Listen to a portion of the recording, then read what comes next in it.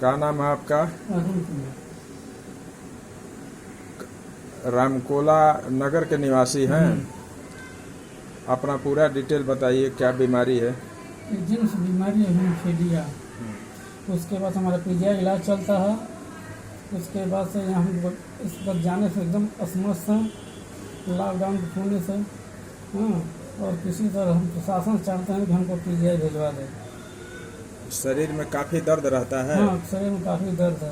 खून जम जाता हाँ, है। खून जम जाता है। ये कितने दिन से पीजीआई दवा चलती है? पीजीआई 13 साल से हमारा इलाज चलता है। अच्छा, इस समय जो है वो इलाज के लिए वो गए थे तहसील पर या जिले पर? हाँ, तहसील पर गए थे लेकिन वहाँ पास नहीं बना।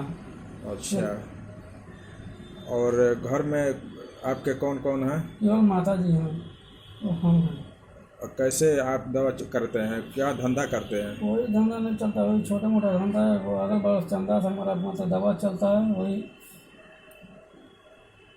सब पता चलता है। ये माता जी हैं? हाँ, माता जी हम हैं। बताइए माता जी, आपका क्या नाम है? ललिता।